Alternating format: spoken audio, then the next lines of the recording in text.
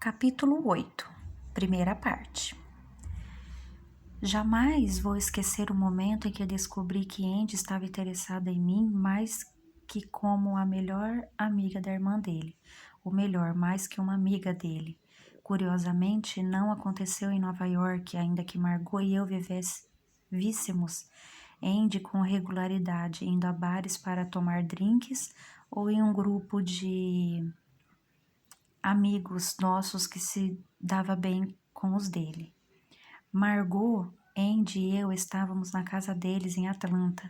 Tínhamos voado para lá na noite anterior para o dia de ação de graças. Já tínhamos terminado havia bastante tempo a ceia preparada pessoalmente pela dona Estela, mãe de Margot e Andy. Glória, governanta de longa data da família, tirara a semana de folga, e a louça já tinha sido limpa e colocada na máquina de lavar.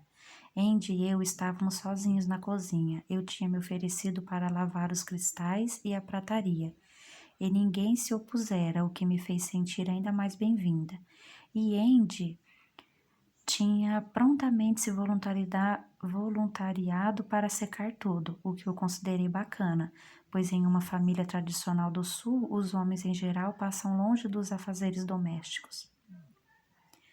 Margot, seu outro irmão, James, e os pais tinham ido para a sala íntima assistir um filme, Um Sonho de Liberdade. Por acaso, havia ainda outros 3 cômodos da casa que poderiam ser considerados salas íntimas, mas eles os chamavam de sala de jogos, biblioteca e sala de estar íntima. A casa toda era enorme e espaçosa, repleta de antiguidades, tapetes orientais, quadros a óleo e outros objetos valiosos herdados, adquiridos de coleção ou em viagens exóticas de parentes falecidos. No entanto, apesar da formalidade da decoração, todos os cômodos tinham uma disposição aconchegante, o que eu atribuía à iluminação suave e quente e um número enorme de cadeiras e poltronas ultra confortáveis. A dona Estela não gostava de uma porção de coisas. Molho de salada comprado pronto, passar um presente adiante, sobrenomes com hífen, só para começar a citar, e umas das mais importantes eram um assento desconfortável. Como ela mesma me disse uma vez, nada estraga uma festa mais depressa que cadeiras duras. Quando ela me oferecia uma pérola como essa, minha vontade era passar a mão em um banquinho e a mão em um bloquinho e anotar tudo direitinho, para me servir de referência futura. Mas em uma casa cheia de cômodos lindos e confortáveis, o meu preferido era a cozinha. Eu adorava as paredes em tom de caramelo, as bancadas de ardócia e as pesadas panelas de cobre, penduradas em ganchos acima da ilha do fogão. Eu ficava encantada com a magnífica vista da janela voltada para o terraço dos fundos e a lareira de pedra onde a seu lado se reuniam. Era uma cozinha espaçosa e bem iluminada como as que se vê nos filmes. Uma cozinha de família numerosa e feliz. Como uma mãe firme no comando, ainda que a moda antiga, um pai bonitão e amoroso, uma filha graciosa e bem arrumada e 2 filhos bem comportados que aparecem a toda hora para mergulhar as colheres de madeira nas caçarolas fumegando sobre o fogão enorme, a elogiar a comida da mãe ou da estimada empregada. Tudo naquela cozinha era perfeito, exatamente como aquela família. Foi justamente isso que eu pensei quando mergulhei a mão na água quente, cheia de sabão, para pescar 2 colherinhas de chá de prata. Estava pensando que sorte a minha estar por lá, que era exatamente assim que o dia de ação de graças deveria ser, exceto talvez pelo friozinho de 15 graus que fazia. Minha própria família tinha se desapontado naquele ano. Tinha me desapontado naquele ano, o que não era incomum desde a morte da minha mãe. Meu pai tentou manter as tradições por alguns anos, mas a Sharon pôs fim a tudo. Não de propósito, por maldade, mas simplesmente porque ela tinha os filhos dela e um jeito próprio de conduzir as coisas. Naquele ano, ela e meu pai tinham ido a Cleveland visitar o filho recém-casado de Sharon, Josh, e sua mulher Leslie. uma ex-líder de torcida do time de futebol americano de Ohio State. Fato, aliás, pelo qual Sharon era exageradamente orgulhosa. Com isso, Suzane e eu teríamos que nos virar sozinhas. E embora eu achasse duvidoso que duas irmãs solteiras que pouco entendiam de cozinhar pudessem ter algum sucesso em preparar um banquete de ação de graças, eu estava disposta a arriscar. Mas Suzane não. Ela tinha deixado bem claro que naquele ano não iria comemorar o feriado. Eu não tinha entendido muito bem o que aquilo significava, mas conhecendo o gênio dela, sabia que forçá-la a comemorar de forma tradicional não daria certo. Logo, fiquei mais do que grata quando a Margot me convidou para passar o feriado com sua família. Eu expliquei parte dessa história ao Andy, quando ele perguntou sobre minha família, tomando cuidado de não parecer amargurada e não pintar um quadro errado de mim e da minha irmã. Ou pior, por não soar como a coitadinha da amiga rejeitada da Margot. Andy, que acabava de amarrar um avental azul de babadinhos, mais para fazer graça do que por necessidade, ouviu com atenção e então disse: Bem, eu estou muito feliz por você ter vindo conosco. Quanto mais gente, melhor, é o que digo. Eu sorri pensando no que muita gente usa pensando que muita gente usa essa expressão, mas que os Grahams acreditam realmente nela. Só naquele dia, até o momento, ao menos uma meia dúzia de amigos tinha passado para cumprimentá-los, incluindo Ty, um namorado do tempo do colégio da Margot que havia trazido umas 2 dúzias dos famosos biscoitinhos de geleia da confeitaria Henry, a mais antiga de Atlanta. Margot negava, mas Ty, sem dúvida, ainda era apaixonado por ela, ou pelo menos ainda muito ligado à família dela. Ora, não era difícil imaginar o porquê. Sabe, eu disse para o Andy, a maioria das famílias não é assim. Assim como? Funcionando bem, respondi, feliz. Nada, nós enganamos, é tudo fachada, disse ele. Por um instante fiquei preocupada, quase me desiludi. Será que havia algum segredo obscuro de família do qual eu não tinha conhecimento? Algum tipo de abuso, um crime de colarinho branco, talvez? Ou pior, uma sentença médica definitiva, desenganadora, como aquela que mudou definitivamente a minha família? Olhei o Andy e, ao ver sua expressão leve e jovial, senti um alívio enorme. Meu conceito sobre os Grahams, como família próspera e bem ajustada, contrariando as expectativas, estava totalmente a salvo. Nada. Vamos bem demais, exceto pelo James, disse ele.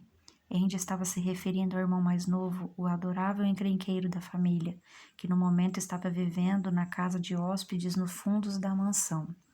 James tinha acabado de perder outro emprego, dizia ter tido mais chefes tiranos que qualquer outro que eu tenha conhecido.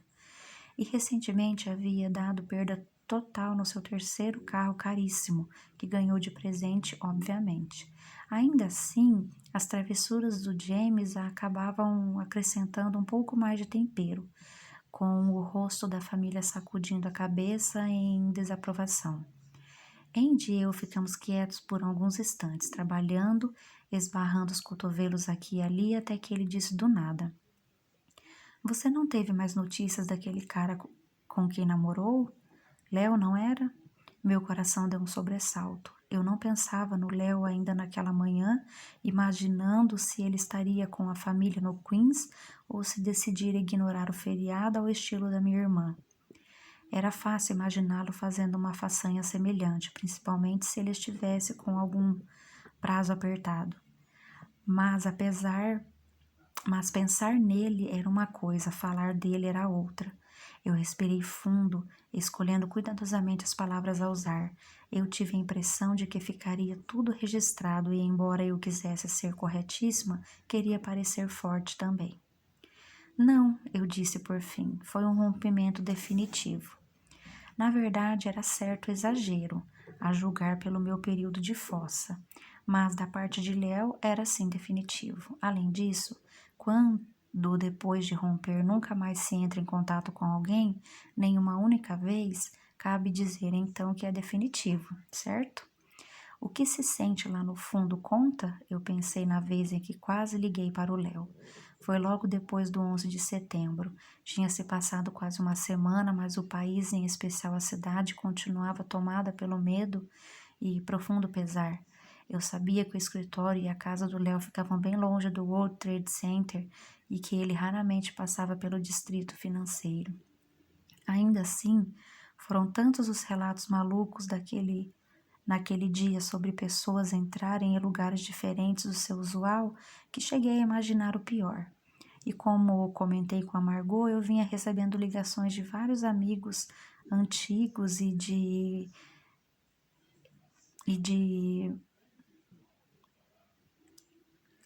amigos antigos só para saber como eu estava. Era uma questão de compaixão e decência, não era? Afinal, mesmo estando amargurada por causa do Léo, eu queria que ele estivesse vivo. Mas minhas conjecturas não convenceram a Margot, que me dissuadiu de entrar em contato com ele, sob qualquer circunstância, e para isso ela lançou mão de um simples argumento irrefutável. Ele não ligou para perguntar de você, ligou? Eu coloquei um pouquinho mais de detergente, deixei correr a água e o ar ficou tomado pelo aroma do limão. Andy balançou a cabeça e comentou. Rompimentos definitivos são sempre melhores, eu murmurei, concordando. Eu nunca entendi muito bem esse pessoal que continua amiguinho do ex. Eu sei, completou ele. Alguém sempre continua com a chama acesa. Como Tai, eu disse rindo. Exatamente isto é. Convenhamos, não é hora de se dar conta de que o sonho acabou? Eu ri e pensei que, embora eu não tivesse escolha, com certeza eu tinha deixado o sonho com o Léo morrer. Então você está saindo com alguém no momento? Andy perguntou sem rodeios. Eu balancei a cabeça. Não, não para valer. Tem um encontro aqui, outro ali. A maioria é culpa da Margot. Eu acho que ela já tentou me apresentar a todos os héteros solteiros da indústria da moda. Mas nada sério, e quanto a você? Eu perguntei por perguntar, pois sabia tudo sobre sua situação. Ele estava novamente solteiro depois de um romance curto com uma aspirante ao teatro chamada Felícia. Margot não sabia de muitos detalhes, apenas que eles haviam terminado e que ela tinha quase certeza que tinha sido por iniciativa dele. Ao que parece, Felícia era exigente demais, fazia drama mesmo fora dos palcos. E quando lhe passei uma taça de cristal, ele me confirmou com um mero solteiro. Ele me lançou um sorrisinho de canto de olho, que de repente me fez pensar se ele não estaria fazendo algo assim, algo além de simplesmente jogar a conversa fora e ajudar com a louça. Será que seria possível o irmão de Margot demonstrar interesse por mim? Impossível, foi minha primeira resposta instintiva. Por mais que Andy fosse acessível, amigável e até meio brincalhão, ele continuava sendo o irmão mais velho da Margot, lindo e muito bem-sucedido, com quem, de algum modo, eu acreditava não ter a menor chance, ou no mínimo que estava fora do meu alcance. Por isso, espantei todo e qualquer pensamento romântico relativo ao Andy e tratei de manter o ritmo da nossa arrumação na cozinha. Não demorou e tínhamos acabado, o que, para minha surpresa, eu lamentei. Parece que terminamos, disse Andy enxugando as mãos. Ele desamarrou o avental e colocou cuidadosamente dobrado sobre o balcão. Eu liberei o ralo da pia e observei a água escoar lentamente até fazer aquele barulho de sucção ao final. Sequei as mãos e limpei o balcão com uma toalhinha de mão com a letra G bordada. Eu tinha a sensação de estar enrolando, mas enrolando por quê? Eu não tinha certeza. Foi então que o Andy me olhou e disse: Bem, Ellen? Sim, respondi meio nervosa, evitando o olhar dele. Andy limpou a garganta enquanto mexia em uma caixinha de fósforo sobre o balcão e continuou. Quando voltarmos a Nova York, o que você acha de sairmos um dia? Podemos jantar ou algo assim, só nós dois. Não, não era engano. Andy estava me convidando para sair. Minha mente ficou a mil, considerando as implicações por sair com o irmão da minha melhor amiga. Seria um convite arriscado? E se a coisa ficasse séria e depois acabasse mal? A Margot tomaria partido? Nossa amizade sobreviveria? Ou, no mínimo, Não seria estranho demais eu voltar a morar com ela. Por isso, naquele instante, em questão de segundos, pensei em dizer não ou arrumar alguma desculpa qualquer para evitar um conflito de interesses. Havia milhares de bons partidos em Manhattan. Por que então tomar esse caminho? Em vez disso, olhei bem nos olhos azuis dele, que pareciam de vidro, porém mais calorosos que quaisquer outros olhos castanhos que eu conhecia, e respondi encabulada: Acho que há uma possibilidade. Andy cruzou os braços, reclinou-se sobre o balcão e sorriu. Eu retribuí o sorriso, e quando ouvimos a Margot vindo em direção à cozinha, ele deu uma piscadela maliciosa e sussurrou: Veja só, se tudo correr bem, você ao menos já conhece a família. Pelo resto do fim de semana, minhas expectativas só cresceram com nossa troca de olhares confidentes. Principalmente na noite seguinte, quando Dona Estela decidiu investigar sobre o andamento da vida amorosa dos filhos. Alguém especial em vista? Ela perguntou enquanto jogávamos palavras cruzadas na mesa de couro da sala de jogos. James respondeu caçoando: Claro, mamãe, há diversas garotas especiais, se é que me entende. James, ralhou a mãe, balançando a cabeça dourada, impecavelmente penteado, em sinal da irritação com o filho do meio, enquanto soletrava a palavra anões na sua vez de jogar, formada com as letras que tinha. Boa palavra, bajulou Andy, virando-se para mim. Sabe, Ellen, mamãe sempre ganha esse jogo.